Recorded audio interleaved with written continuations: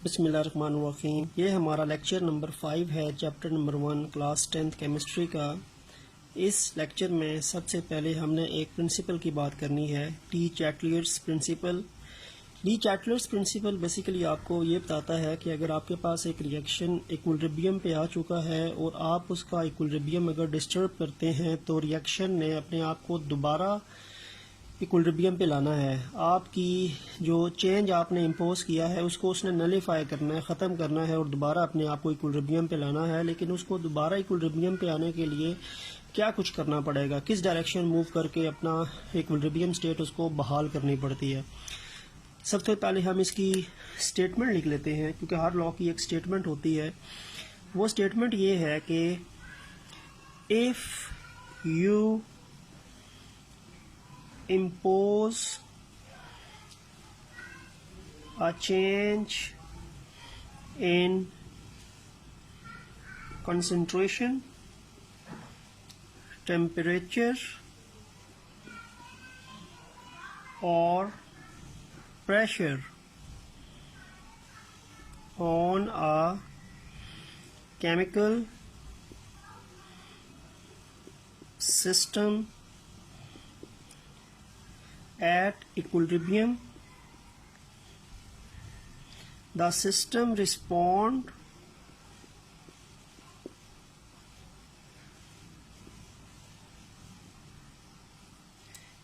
in such a way that opposes the change। देखिए, सबसे पहले तो हम इसकी स्टेटमेंट जो है वो अंडरस्टैंड कर लेते हैं कि आपके पास एक केमिकल सिस्टम जो इक्विलिब्रियम पे था, जो इक्विलिब्रियम अटेन कर चुका था, एक केमिकल सिस्टम यानी केमिकल रिएक्शन अपना इक्विलिब्रियम मेंटेन कर चुका था, अचीव कर चुका था। आपने उस इक्विलिब्रियम मेंटेनिंग केमिकल सिस्टम के ऊपर एक तब्दीली इम्पोज की। इम्पोज का मतलब है जो आप ज़बरदस्ती किसी भी सिस्टम के ऊपर एक चीज़ जो है वो डालते हैं। तो एक केमिकल सिस्टम जो इक्विलिब्रियम पे था, आपने उसके ऊपर चेंज इम्पोज की। और वो चेंज किस में हो सकती थी? आपने या तो उसकी concentration of the reaction mixture को तब्दील किया, या आपने उसके टेम्परेचर को तब्दील किया, या आपने उसके प्रेशर को तब्दील किया। तो कंसंट्रेशन है, टेम्परेचर है, प्रेशर है और साथ वॉल्यूम भी हो सकता है, क्योंकि प्रेशर और वॉल्यूम इन्वर्सली प्रोपोर्शनल है।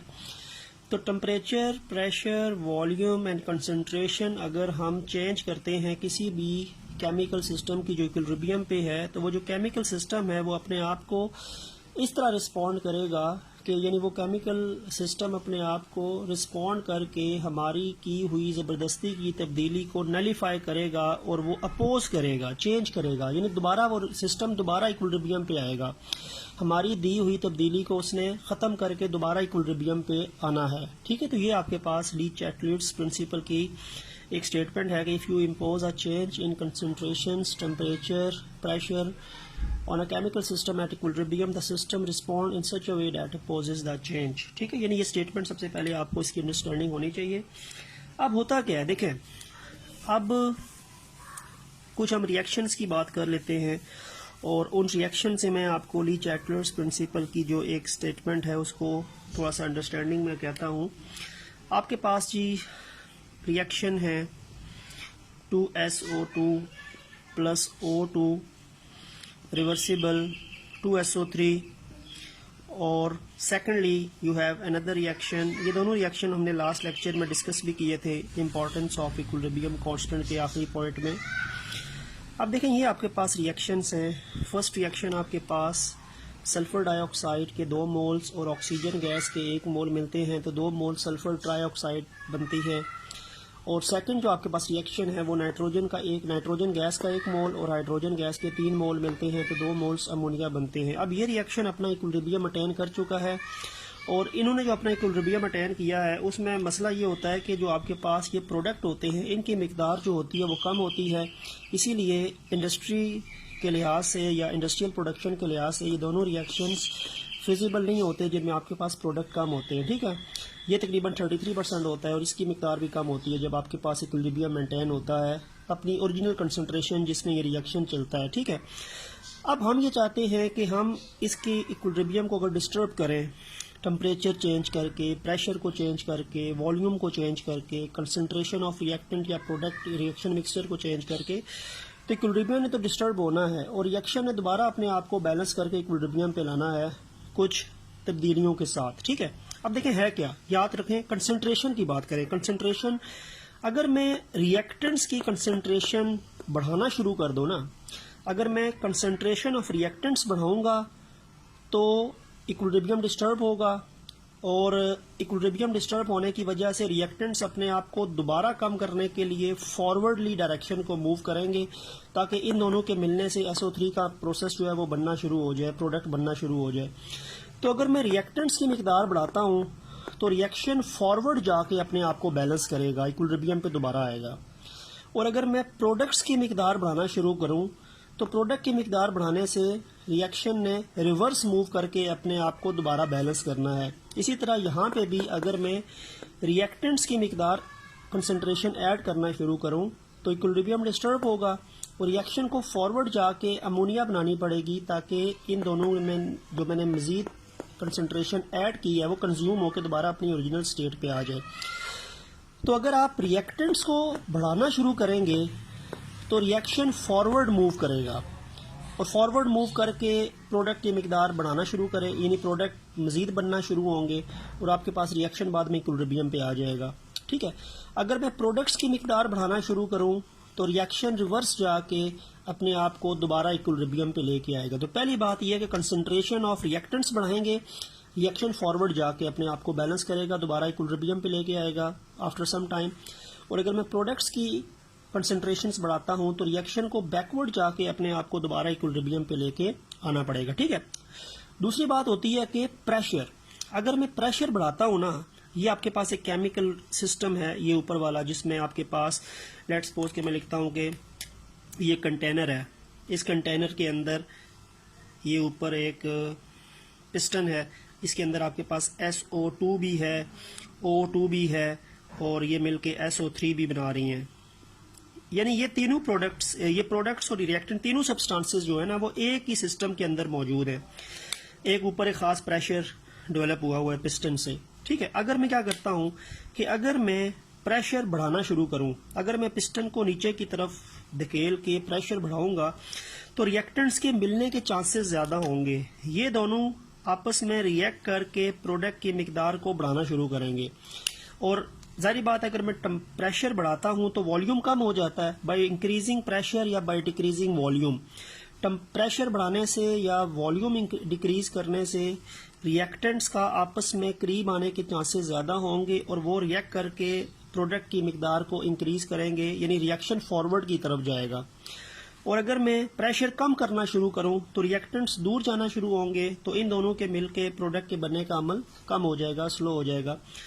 तो प्रेशर बढ़ाने से रिएक्टेंट्स के मिलने के चांसेस बढ़ जाते हैं जिसकी वजह से प्रोडक्ट्स की फॉर्मेशन भी इंक्रीज हो जाती है।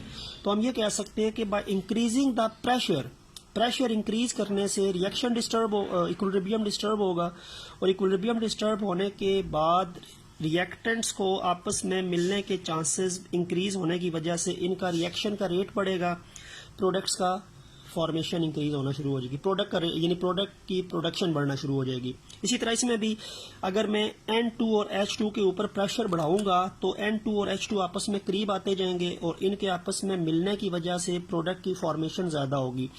तो दूसरी बात, जब पहली बात मैंने कंसंट्रेशन की बात की कि अगर मैं रिएक्टेंट्स की कंसंट्रेशन बढ़ाऊंगा तो रिएक्शन फॉरवर्ड जाएगा और प्रोडक्ट ज्यादा बनना शुरू होंगे।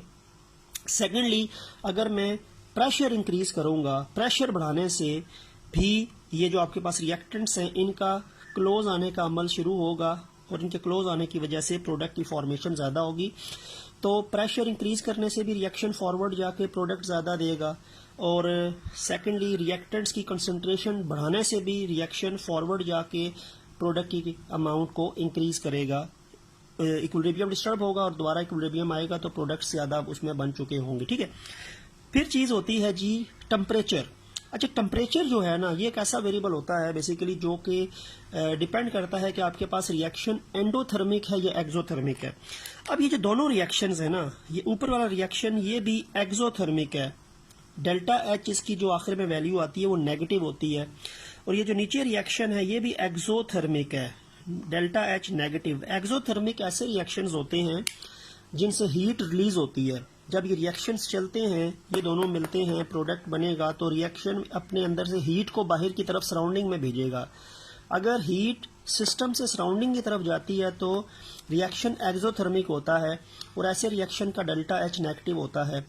और अगर रिएक्शन सराउंडिंग से सिस्टम की तरफ हीट एब्जॉर्ब करना शुरू करते हैं तो वो एंडोथर्मिक रिएक्शन है, उसमें डेल्टा एच पॉजिटिव होती है। तो ऐसे रिएक्शन जिनके अंदर से हीट रिलीज होती है वो एक्सोथर्मिक होती है, उनका डेल्टा एच नेगेटिव होता है। और ऐसे रिएक्शंस जिनका हीट एब्जॉर्ब होता है सिस्टम से, सराउंडिंग से सिस्टम की तरफ हीट आती है तो वो एब्जॉर्ब करते हैं, तो वो पॉजिटिव होते हैं, डेल्टा एच वो एंडोथर्मिक है। अब ये दोनों रिएक्शन एक्सोथर्मिक हैं। तो बेसिकली बात ये होगी कि ये रिएक्शंस ऑलरेडी अपने अंदर से हीट रिलीज कर रहे हैं। अब हमने रिएक्शन को फॉरवर्ड चला के प्रोडक्ट की मिकदार को बढ़ाना है ताकि रिएक्शन इंडस्ट्री के अंदर फिजिबल हो सके, तो हमें इनके टेम्परेचर को डिक्रीज करना पड़ेगा। अगर हम टेम्परेचर डिक्रीज करेंगे किसी भी एक्सोथर्मिक रिएक्शन का तो रिएक्शन फॉरवर्ड चलेगा और रिएक्शन आपको प्रोडक्ट ज्यादा देना शुरू होगा। ठीक है, तो यानी एक्सोथर्मिक रिएक्शंस के लिए टेम्परेचर को डिक्रीज करके प्रोडक्ट को इंक्रीज किया जा सकता है। एंडोथर्मिक रिएक्शन इससे ऑपोजिट होता है, उसमें तो रिएक्शन हीट एब्जॉर्ब कर रहे होते हैं, तो उनको हीट देने से प्रोडक्ट जो है वो आपका कम होना शुरू होगा। लेकिन जो एक्सोथर्मिक रिएक्शंस होते हैं, क्योंकि वो ऑलरेडी हीट रिलीज कर रहे होते हैं, तो अगर आपने उनको हीट दी तो वो तो रिवर्स जाएंगे। तो आपने उनमें से आपने टेम्परेचर को डिक्रीज करना है ताकि वो रिएक्शन फॉरवर्ड चले। तो by decreasing the temperature and by increasing the pressure, और प्रेशर इंक्रीज होगा तो वॉल्यूम ऑलरेडी डिक्रीज होगा, and by increasing the concentration of reactants equilibrium will be disturbed and reaction will be shifted towards right, यानी reactant से products बनने का अमल increase होगा और आपके पास प्रोडक्ट ज़्यादा आना शुरू होगा और इक्विलिब्रियम दोबारा अटेन होगा, क्योंकि आपने डिस्टर्ब किया, आप प्रेशर चेंज कर रहे हैं, आप वॉल्यूम चेंज कर रहे हैं, आप टेम्परेचर चेंज कर रहे हैं, आप कंसंट्रेशन चेंज कर रहे हैं, तो इक्विलिब्रियम डिस्टर्ब होगा। इक्विलिब्रियम डिस्टर्ब होने के बाद आपके दिए हुए इम्पोज किए हुए चेंज को ख़त्म करके दोबारा इक्विलिब्रियम पे आएगा। लेकिन कैसे आएगा? रिएक्शन फॉरवर्ड जाके। ठीक है, अगर टेम्परेचर डिक्रीज किया जाए, प्रेशर इंक्रीज किया जाए, वॉल्यूम डिक्रीज किया जाए और कंसंट्रेशन ऑफ रिएक्टेंट्स बढ़ाई जाए तो रिएक्शन फॉरवर्ड जाएगा अपने इक्विलिब्रियम को डिस्टर्ब करके। ठीक है, और अगर आप टेम्परेचर या प्रेशर या वॉल्यूम जैसे हमने यहाँ पे किया है उसको रिवर्स किया जाए तो फिर रिएक्शन रिवर्स जाएगा, यानी बैकवर्ड जाएगा। तो बात ये होती है कि हमने क्योंकि टेम्परेचर को क्योंकि प्रोडक्ट्स की मिकदार को बढ़ाना है तो हमें प्रेशर को डिक्रीज करना पड़ेगा, प्रेशर को इंक्रीज करना पड़ेगा, वॉल्यूम डिक्रीज हो जाएगा, टेम्परेचर डिक्रीज करना पड़ेगा और कंसंट्रेशन ऑफ रिएक्टेंट्स को बढ़ाएंगे तो reaction will be shifted towards right and the products concentration will be increase. और तकरीबन इंक्रीज होती होती आपके पास ये दोनों प्रोडक्ट्स जो हैं, ये वाला इस रिएक्शन में और दूसरा वाला सेकंड रिएक्शन में, रिएक्शन मिक्सचर में अबाउट 98% हो जाएंगे।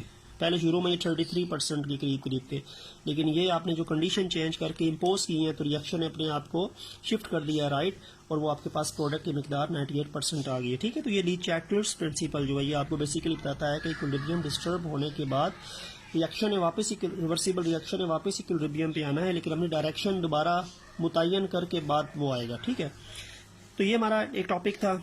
इसके बाद एक हमारा टॉपिक जो है वो बनता है जो बिल्कुल लास्ट में है आपके चैप्टर नंबर 1 के, ये जो ली चैटलर्स प्रिंसिपल था ये और वो टॉपिक दोनों पेज नंबर 15 पे है। तो that is basically title of that topic is macroscopic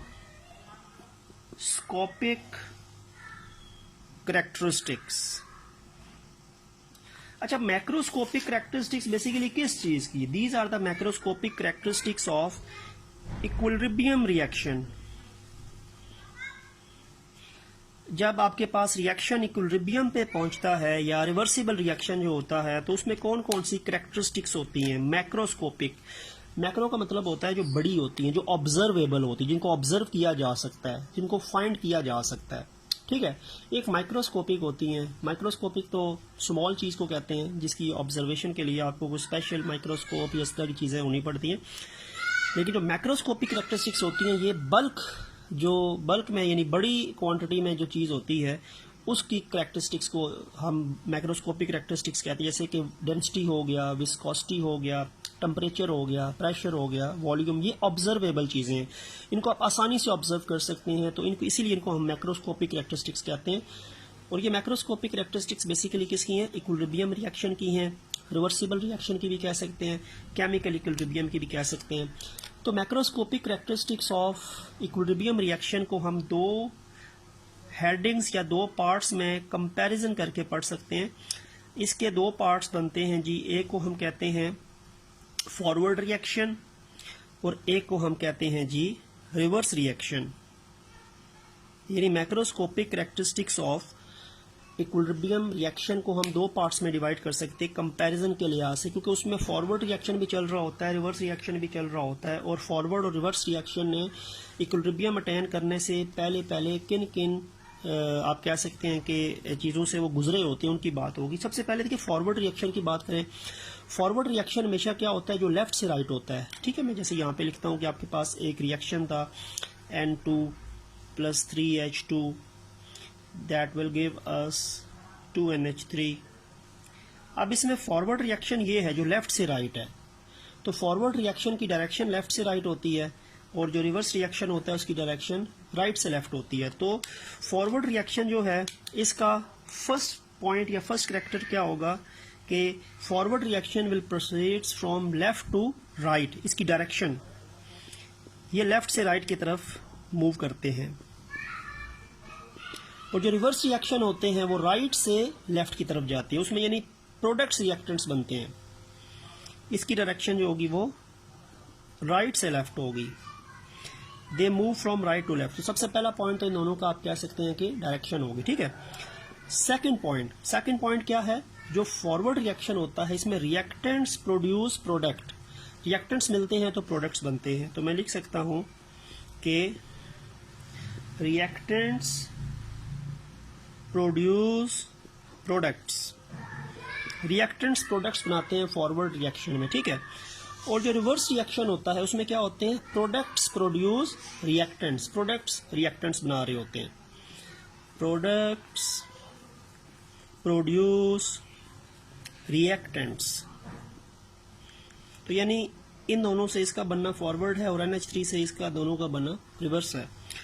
third चीज़ आ जाएगी जब रेट ऑफ रिएक्शन, जब रिएक्शन स्टार्ट होगा तो फॉरवर्ड रिएक्शन फास्ट होता है और आहिस्ता आहिस्ता वो स्लो होता है, ग्रेजुअली स्लो डाउन, ठीक है। और जो रिवर्स रिएक्शन होता है जब रिएक्शन स्टार्ट होता है तो ये जीरो होता है और टाइम के साथ ये बढ़ता है। वही एक जो ग्राफ मैंने पहले आपको बताया था कि टाइम एंड कंसंट्रेशन के दरमियान जो एक ग्राफ था, ये ग्राफ दरअसल काफ़ी जगह पे हमारी बात जो है इससे प्रूव होती है। आपके पास जो रिएक्टेंट्स होते हैं वो शुरू में उनकी मिकदार ज़्यादा होती है, with the passage of time उनकी मिकदार कम होती है, और जो प्रोडक्ट होते हैं वो शुरू में ज़ीरो होते हैं और फिर टाइम के साथ उनकी मिकदार बढ़ती है, फिर आके वो इक्विलिब्रियम कंसंट्रेशन पे आते हैं। तो reactants at the start, rate of reaction जो फॉरवर्ड रिएक्शन रिएक्टेंट्स के मिलने का होता है वो फास्ट होता है, लेकिन आहिस्ता आहिस्ता वो ग्रेजुअली स्लो डाउन कर नीचे आ रहा है। तो मैं लिख सकता हूँ कि फॉरवर्ड रिएक्शन जो होता है, forward reaction is basically fastest in beginning, beginning में फास्टेस्ट होगा बट इट ग्रेजुअली स्लोस डाउन, लेकिन आहिस्ता आहिस्ता इसका जो रेट ऑफ रिएक्शन है वो कम होगा। यानी ये रिएक्शन कंसंट्रेशन के लिहाज से और रिएक्शन के मिलने की जो एक स्पीड होती है रिएक्टेंट्स की, वो शुरू में तेज़ होती है, fastest in the beginning and gradually slows down. Products की साइड पे यानी यहाँ जब रिएक्शन रिवर्स चलेगा तो वो शुरू में उसका रेट ऑफ रिएक्शन लो होता है और वो स्लो यानी जीरो होता है, और वो इट स्पीड्स अप ग्रेजुअली, इसकी स्पीड डाउन ग्रेजुअली हो रही है, इसकी स्पीड अप हो रही है। फॉरवर्ड रिएक्शन की शुरू में रेट फास्ट होता है, स्पीड बाद में डिक्रीज होता है, जबकि रिवर्स रिएक्शन शुरू में जीरो होता है, बाद में उसकी स्पीड बढ़ती है। तो मैं लिख सकता हूँ कि इसका जो होता है rate, it is zero in beginning, शुरू में ज़ीरो होगा क्योंकि शुरू में तो प्रोडक्ट्स बनेंगे ना, बनेंगे तो फिर वो रिवर्स चलेंगे। It is zero in the beginning but it then gradually speeds up लेकिन बाद में इसकी स्पीड जो होगी वो इंक्रीज होगी। तो इसकी स्पीड शुरू में कम है, बाद में बढ़ती है, इसकी स्पीड शुरू में ज़्यादा है, बाद में कम होती है। तो ये 3 पॉइंट्स बनेंगे, फॉरवर्ड और रिवर्स रिएक्शन, जो कि मैक्रोस्कोपिक कैरेक्टरिस्टिक्स हैं इक्विलिब्रियम रिएक्शन की। और इसमें क्वेश्चन एक और भी बन सकता है, differentiate between forward and reverse reaction. तो डिफरेंशिएट बिटवीन फॉरवर्ड और रिवर्स रिएक्शन में भी ये पॉइंट्स बनेंगे। अगर सिर्फ फॉरवर्ड रिएक्शन के कैरेक्टरिस्टिक्स पूछे जाएं तब ये पॉइंट 3 बनेंगे, अगर रिवर्स रिएक्शन के कैरेक्टरिस्टिक्स पूछे जाएं तो ये 3 पॉइंट बनेंगे। अगर फॉरवर्ड और रिवर्स रिएक्शन में डिफरेंस पूछा जाए तो फिर आपने इस तरह करके लाइन लगा के लिखना है।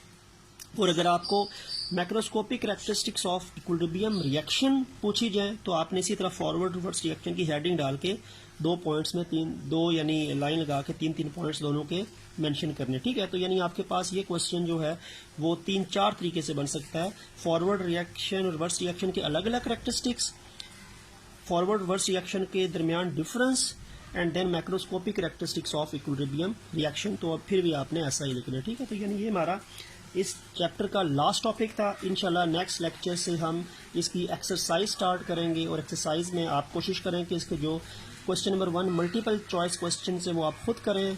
तो इंशाल्लाह सेकंड जो क्वेश्चन होगा उसका शॉर्ट आंसर से, वहाँ से हम इंशाल्लाह नेक्स्ट वीडियो में आपके सामने उनके आंसर के साथ हाजिर होंगे।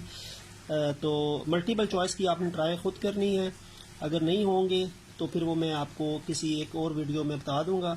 तो इंशाल्लाह एक्सरसाइज के टॉपिक्स के साथ नेक्स्ट वीडियो में आपके सामने हाजिर होंगे। उस टाइम तक अल्लाह हाफिज़।